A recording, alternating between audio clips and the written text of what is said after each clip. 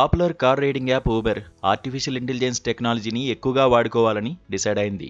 ఇందులో భాగంగానే తన కస్టమర్ కేర్ డిపార్ట్మెంట్లో పనిచేస్తున్న దాదాపు 10% మంది ఉద్యోగులను తీసేసింది.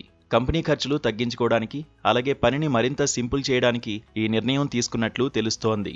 ఏఐ వాడుతున్నాం కాబట్టే ఉద్యోగులను తీసేస్తున్నామని ఊబర్ ఓపెన్గా చెప్పడం ఇదే మొదటిసారి కావడం గమనార్హం. దాంతోపాటు ప్రస్తుతం వర్క్ ఫ్రం హోమ్ చేస్తున్న ఉద్యోగులంతా ఖచ్చితంగా మెయిన్ ఆఫీసులకు వచ్చి పనిచేయాలని కూడా ఆర్డర్ వేసింది. కంపెనీలో పనులు వేగంగా జరగాలన్నా, కొత్త ఏఐ టెక్నాలజీని సరిగ్గా వాడుకోవాలన్నా ఆఫీస్ సిస్టమ్ను మార్చక తప్పలేదని ఊబర్ తన ఉద్యోగులకు స్పష్టం చేసింది. అయితే కంపెనీ గత జూన్ నెలలోనే తన హెచ్ఆర్ డిపార్ట్మెంట్లో 23% మందిని తీసేసింది. ఒక పక్క ఉద్యోగులను తీసేస్తున్నప్పటికీ ఊబర్ మరోపక్క 500కు పైగా కొత్త ఉద్యోగాలకు కావలసిన ఖాళీలను ప్రకటన చేసింది.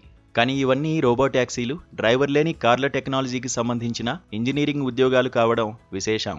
అంటే పాత పద్ధతిలోనే పనిచేసే ఉద్యోగాలను తగ్గిస్తూ ఏఐ, కొత్త టెక్నాలజీ తెలిసిన వాళ్లకే ఊబర్ ప్రాధాన్యత ఇస్తోంది.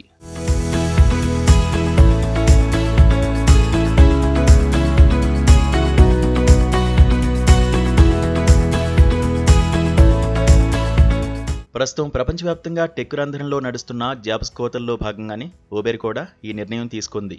layoffs.fyi లెక్కింపు ప్రకారం ఈ ఒక్క ఏడాదిలోనే దాదాపు 116,000 మందికి పైగా టెక్ ఉద్యోగులు తమ జాబ్స్ పోగొట్టుకున్నారు. ఒక్క ఊబర్ మాత్రమే కాదు, మెటా, పేపాల్, సిస్కో, కాయిన్బేస్ వంటి చాలా పెద్ద టెక్ కంపెనీలు కూడా ఖర్చులు తగ్గించుకోవడానికి, ఏఐకి ప్రాధాన్యం ఇవ్వడానికి ఉద్యోగులను పంపించేస్తున్నాయి. ఏఐ వల్ల రోజురోజుకి ఉద్యోగాలు ఊడిపోతుండటంతో టెక్ ఫీల్డ్లో ఉన్న వాళ్ళందరిలోనూ పెద్ద ఆందోళన మొదలైంది.